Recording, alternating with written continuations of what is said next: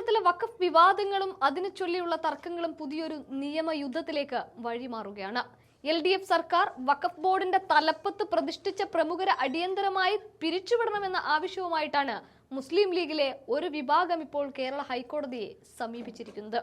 വഖഫ് ബോർഡിന്റെ ഭരണം പുനഃസംഘടിപ്പിക്കുക എന്ന കൃത്യമായ രാഷ്ട്രീയ ലക്ഷ്യത്തോടെയാണ് ലീഗ് കേന്ദ്രങ്ങളിൽ നിന്നുള്ള ഈ നീക്കം വരുന്നത്.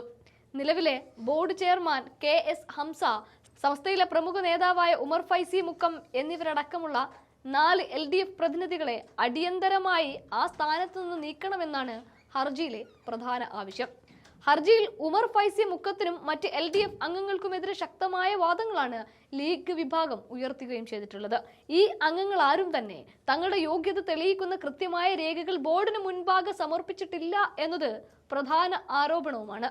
വഖഫ് നിയമപ്രകാരം ഒരു ബോർഡ് അംഗത്തിന് ഉണ്ടായിരിക്കേണ്ട അടിസ്ഥാന യോഗ്യതയായ മുത്തവല്ലി പദവി ഉമർ ഫൈസി മുക്കത്തിന് ഇല്ല എന്നും ഹർജിയിൽ ലീഗ് കൃത്യമായി തന്നെ ചൂണ്ടിക്കാണിക്കുന്നുണ്ട്.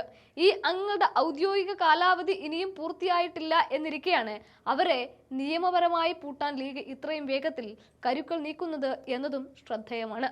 എന്നാൽ ഹർജി പരിഗണിച്ച ചീഫ് ജസ്റ്റിസ് ഉൾപ്പെട്ട ബെഞ്ചിൽ നിന്നും തുടക്കത്തിൽ ഒരു സാങ്കേതിക തടസ്സം ഹർജിക്കാർക്ക് നേരിടേണ്ടി വന്നു. ലീഗ് വിഭാഗം സമർപ്പിച്ച റിട്ട് ഹർജി ഈ വിഷയത്തിൽ നിയമപരമായി നിലനിൽക്കില്ല എന്നാണ് കോടതി ഇവിടെ വ്യക്തമാക്കിയത്. വഖഫ് ബോർഡ് അംഗങ്ങളുടെ യോഗ്യത ചോദ്യം ചെയ്യുന്ന വിഷയത്തിനാൽ റിട്ട് ഹർജിക്ക് പകരം കൃത്യമായ ഒരു പൊതു താൽപര്യ ഹർജിയുമായി വരാൻ കോടതി ഹർജിക്കാരോട് നിർദ്ദേശം നൽകുകയും ചെയ്തു. ഇതൊരു തിരിച്ചടി അല്ല എന്നും കോടതി നിർദ്ദേശിച്ചതുപോലെ കൂടുതൽ ശക്തമായ പൊതു താൽപര്യ ഹർജിയുമായി നിയമപോരാട്ടം മുന്നോട്ട് കൊണ്ടുപോകാനുമാണ് ലീഗ് ഇപ്പോൾ തീരുമാനിച്ചിരിക്കുന്നത്. വഖഫ് ബോർഡിന്റെ ഘടനയെ ചോദ്യം ചെയ്ത് കോടതിക്ക് മുന്നിലെത്തുന്ന ആദ്യത്തെ ഹർജി അല്ല ഇത്.